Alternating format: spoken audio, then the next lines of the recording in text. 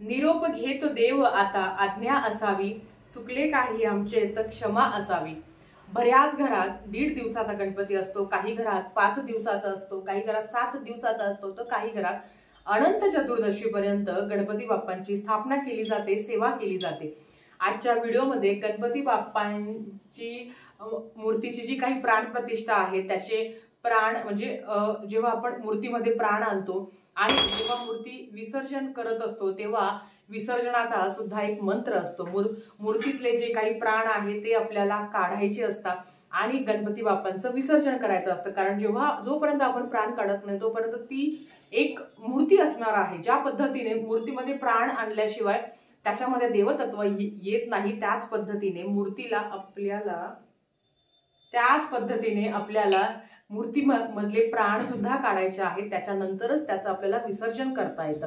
आता विसर्जनाचा मंत्र कुठला आहे आणि मेन म्हणजे जे काही पूजेचं सामान आहे त्याचं काय करावं त्या संदर्भातली माहिती आपण घेणार आहोत। तर चला व्हिडिओला सुरुवात करूया। प्रथम ज्या दिवशी आपल्याला गणपती बाप्पांचं विसर्जन करायचं आहे त्या दिवशी प्रत्येकाने घरातल्यांनी उपलब्ध असणं महत्वाचं आहे। आणि अगदी एखादा नसेल, आता समजा बऱ्याच वेळा असं होतं की ताई आमच्या घरातील कर्त्या व्यक्तींनी गणपती बाप्पांची स्थापना केली होती, मग आम्ही गणपती बाप्पांच्या मूर्तीतलं देव पण काढून घेऊ शकतो का? होय, म्हणजे आता पुरुषांनीच करायचं असं नाही आहे, महिला जर असेल तर त्याही करू शकता। सर्वप्रथम तुम्हाला काय करायचं आहे तर एक दिवा लावून घ्यायचा आहे, तुम्हाला कुठला पण असेल, किंवा जर तुमच्या घरात समई असेल तर तुम्हाला ती समई प्रज्वलित करून घ्यायची आहे। ज्या दिवशी आपण गणपती बाप्पांचं विसर्जन करणार आहोत त्या दिवशी सुद्धा गणपती बाप्पांना नैवेद्य म्हणून अर्थात आपल्याला जे काही मोदक आहेत ते करायचे आहे आणि वरण भात भाजी चपातीचा नैवेद्य दाखवायचा आहे। आता प्रत्येक गावात ना प्रत्येक समाजामध्ये वेगवेगळी पद्धत असते। काही ठिकाणी पहिल्या दिवशी जो स्वयंपाक बनवला जातो तोच शेवटच्या दिवशी सुद्धा म्हणजे निरोप देण्याच्या दिवशी सुद्धा बनवला जातो। तुमच्या घरात जी पद्धत असेल ती तुम्ही करावी। आता सगळ्यात आधी गणपती बाप्पांना आपण आता त्यांची प्राणप्रतिष्ठा केली आहे, गणपती बाप्पांच्या मूर्तीमध्ये आपण प्राण आणलेला आहे, तर अर्थात आपल्याला ते प्राण काढायचे आहे। मग ते कसं काढायचं ते तुम्हाला सांगते। सगळ्यात आधी आपल्याला गणपती बाप्पांना हळद कुंकू अक्षदा अर्पण करायचं आहे। ज्या पद्धतीने आपण गणपती बाप्पांची स्थापना करत असताना गणपती बाप्पांना हळद कुंकू अक्षदा अर्पण केली त्याच पद्धतीने आपल्याला अर्पण करायचे आहे। आता समजा श्रीमद महागणाधिपते नमः विलेपारणार्थम चंदम समर्पयामी, म्हणजेच गणपती बाप्पांना म्हणायचं की गणपती बाप्पा मी तुम्हाला चंदन अर्पण करत आहे।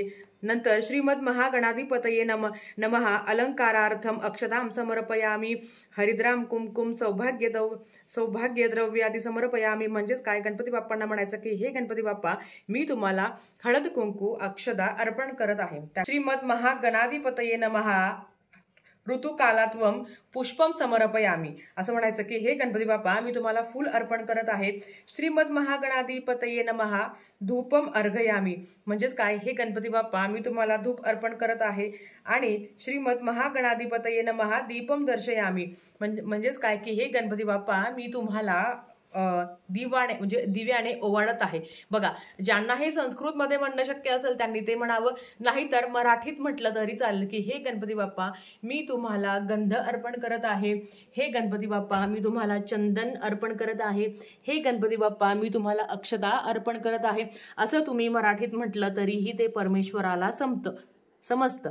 तर हे सगळं म्हणून झाल्यावर आपल्याला जो काही तुम्ही नैवेद्य गणपती बाप्पांसाठी बनवला आहे तो तुम्हाला अर्पण करायचा आहे। मग त्याच्यामध्ये मोदक आले, मिक्स भाजी आली, जी तुमच्याकडे परंपरा आहे ती तुम्हाला गणपती म्हणजे जो काही नैवेद्य तुमच्याकडे बनवला जातो तो तुम्हाला गणपती बाप्पांना इथे अर्पण करायचा आहे। इकडे चौकोनी मंडल करायचं आणि त्याच्यावर नैवेद्य ठेवायचा आणि गणपती बाप्पांना नैवेद्य अर्पण करत असताना तुळशीचे पान आपल्याला माहिती आहे की गणपती बाप्पांना आपण नैवेद्याला ठेवत नाही, पण नैवेद्य अर्पण करत असताना आपल्याला ओम प्राणाय स्वाहा, ओम अपनाय स्वाहा, ओम व्यानाय स्वाहा, ओम उदानाय स्वाहा, ओम समानाय स्वाहा, ओम ब्रह्मणे अमृततत्वाय स्वाहा, हे असं म्हणायचं आणि गणपती बाप्पांना आपल्याला नैवेद्य अर्पण करायचं आहे।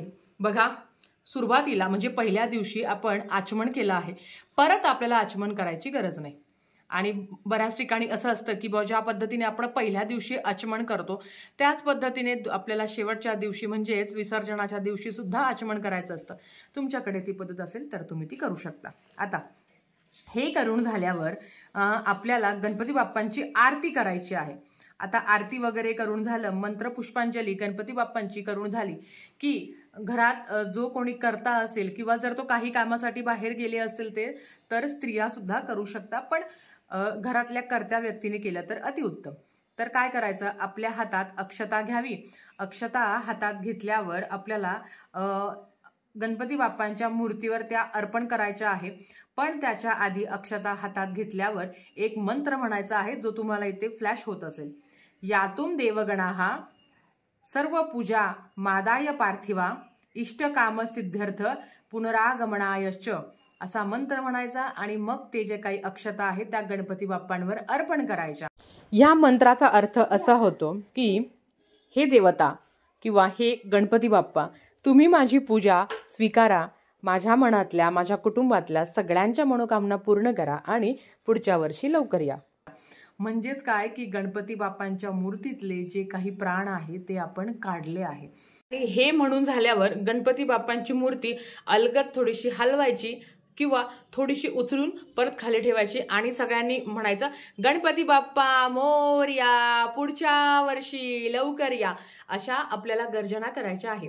आता हे करून झाल्यावर जे बाकीचं सामान आहे त्याचं काय करायचं ते पण सांगते. आणि अर्थात प्राण काढल्यावरच त्या गणपतीचं मूर्तीचं आपल्याला विसर्जन करायचं असतं. आणि अर्थात जर तुमच्याकडे शाडू मातीची गणपतीची मूर्ती असेल आमच्यासारखी तर नक्कीच तुम्हाला ते घरात करायचं असतं. आणि जर तुमच्याकडे प्लास्टर ऑफ पॅरिसचं असेल तर तुम्ही ते बाहेर जाऊन स्वच्छ ठिकाणी चांगल्या ठिकाणी तुम्हाला ते विसर्जन करायचं आहे. पण गणपती बाप्पांबरोबर काही ठिकाणी शिदोरी देण्याची पद्धत असते. मग तुमच्याकडे जी पद्धत असेल ती तुम्ही फॉलो करावी. आता हे फक्त मूर्ती विसर्जन करतो, पण त्याच्या बरोबरच्या ज्या काही वस्तू आहेत त्याचं काय करायचं ते पण तुम्हाला सांगते. आता बघा, नंतर आपले गणपती बाप्पांचं विसर्जन करून झाल्यावर आपली जी मूर्ती असणार आहे तर ती सुद्धा म्हणजे मग तुम्ही इकडे ती सुपारी ठेवली असेल किंबहुना आपल्या घरातली मूर्ती असेल तर त्याच्यावर तुम्ही अभिषेक करून घ्यावा. मग ती मूर्ती जागेवर ठेवावी. गुळ खोबऱ्याचा नैवेद्य आहे जो गणपती बाप्पांबरोबर तुम्हाला द्यायचा आहे. हे जे काही नागलीचे पानं आहे आणि हे जे काही तुम्ही हे ठेवलं आहे, आता काही ठिकाणी 5 ठेवली जातात, काही ठिकाणी 1 ठेवलं जातं. मग हे सुद्धा तुम्हाला गणपती बाप्पांबरोबर द्यायचं आहे. जी 5 फळं आहे तर ही 5 फळं सुद्धा तुम्हाला गणपती बाप्पांबरोबर द्यायची आहे. काही ठिकाणी असं असतं की रोज गणपती बाप्पांची फळं बदलली जातात आणि मग त्याचा नैवेद्य दाखवला जातो. आणि काही ठिकाणी असं असतं की रोज एक फळ कट केल्या जातं आणि त्याचा नैवेद्य गणपती बाप्पांना अर्पण केला जातो. कारण जेव्हा हे जर तुम्ही 10 दिवस ठेवलं तर अर्थात ते खराब होऊन जातं. मग त्याच्यापेक्षा जर तुम्ही नैवेद्य म्हणून प्रसाद सर्वांना दिला तर उत्तमच. 10 दिवस गणपती बाप्पांना जो काही नैवेद्य आपण ठेवतो, अर्पण करत असतो, तर तो सुद्धा आपल्याला गणपती बाप्पांबरोबर द्यायचा असतो, जो मी ह्या डब्यामध्ये ठेवलेला आहे. आणि मेन म्हणजे हे जे तांदूळ आहेत तर हे तांदूळ सुद्धा तुम्हाला गणपती बाप्पा बरोबर द्यायचे आहे. मेन म्हणजे कलशातलं पाण्याचं काय करायचं तर बघा, कलशातलं पाणी आपल्याला आपल्या घरामध्ये शिंपडायचं आहे आणि उरलेलं पाणी कुठल्याही झाडाला अर्पण करून द्या. तुळस सोडून जे काही नागवेलीची पानं आहे तर ते सुद्धा निर्माल्यात जाऊन द्यायचं आहे. आपण पत्रीचा सुद्धा वापर केला होता तर ती पत्री सुद्धा तुम्हाला निर्माल्यात जाऊन द्यायची आहे.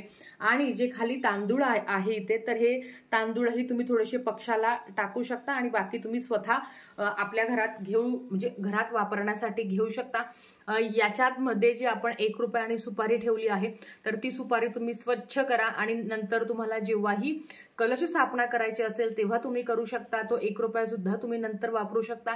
जो नारळ आहे तो तुम्हाला फोडून प्रसाद म्हणून सगळ्यांना खायचा आहे. जेव्हा आपण गणपती बाप्पा विसर्जन करण्यासाठी बाहेर जातो तेव्हा सुद्धा हे नारळ फोडलं जातं आणि प्रसाद म्हणून आपण तो सगळ्यांनाही देऊ शकतो आणि आपणही ग्रहण करू शकतो. बघा, गणपती बाप्पा जेव्हा आपण विसर्जन करत असतो, विसर्जनाला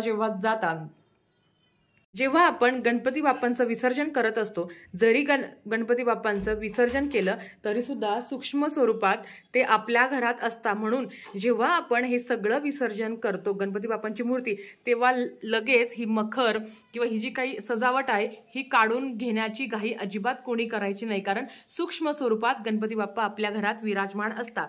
मग अशा वेळेस ह्या लाइटिंग सुद्धा आपल्याला चालू ठेवायच्या आहे. तुमच्या घरात जर तुम्ही अखंड दिवा लावणार असेल किंवा गणपती बाप्पांच्या वेळेस जो दिवा लावला आहे तर तो दिवा किंवा समई असेल तर तो रात्रभर तेवत राहील याची काळजी तुम्हाला घ्यायची आहे. कारण अर्थात गणपती बाप्पा त्या दिवशी सुद्धा तुमच्या घरात सूक्ष्म स्वरूपात असतात.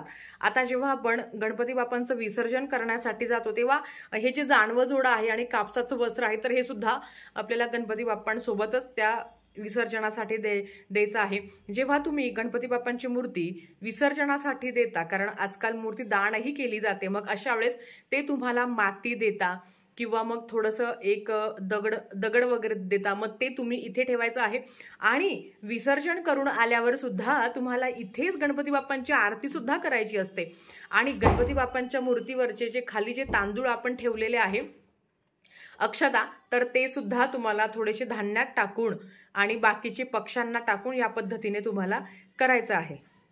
आणि अर्थात जे लोक शाडू मातीची गणपतीचं घरातल्या घरात विसर्जन करणार आहे तर त्यांनी काय करायचं, तर बघा त्यांची मूर्ती घरातच विसर्जन होणार आहे. म्हणजेच मग त्यांना इथे काही ठेवण्याची गरज नाही, कारण अर्थात आपली मूर्ती आपल्याच डोळ्यासमोर आपल्याच घरात ती विसर्जन होणार असते. मग त्यांना असं वेगळं काही करायची गरज नाही. या पद्धतीने आपल्या सगळ्यांना बाप्पांचा निरोप द्यायचा आहे. गणपती बाप्पा येऊन प्रत्येकाच्या घरात 3-4 दिवस झालेले आहेत आणि कधी म्हणजे लवकरात लवकर अनंत चतुर्दशी येईल आणि आपल्याला समजणार सुद्धा नाही. हे 10 दिवसातले तर 3 दिवस आज गेलेच आहे, फक्त राहिले 7 दिवस. या 7 दिवसामध्ये जास्तीत जास्त गणरायाची तुम्ही सेवा करा. गणपती अथर्व शीर्षमचे पठण करा. जेवढं जास्त शक्य होईल तेवढी जास्त सेवा करा. घरात शांतता कशी राहील याची काळजी घ्या, कारण अर्थात आपल्या घरात पाहुणे स्वरूपात साक्षात गणपती बाप्पाच आलेले आहेत. त्यांची पूजा करणं, त्यांची सेवा करणं हे आपलं प्रथम कर्तव्य आहे. आणि जेव्हा गणपती बाप्पा त्यांच्या घरी जाणार आहे, अर्थात ते फक्त आणि फक्त तुम्हाला मला फक्त सुख देणार आहे. आणि आपलं जे काही दुःख आहे, जे काही संकट आहे, जो काही त्रास आहे ते सगळं घेऊन जाणार आहे. म्हणून जास्तीत जास्त गणरायाची सेवा करायला चुकवू नका. तर आजच्यासाठी फक्त इतकंच. झालेली सेवा महाराजांच्या चरणी मी रुजू करते आणि आजचा व्हिडिओ इथेच थांबवते. आवडला असेल तर लाईक, शेअर, सबस्क्राईब करा. भेटूया परत अशाच एका नवीन व्हिडिओ सोबत. तोपर्यंत श्री स्वामी समर्थ.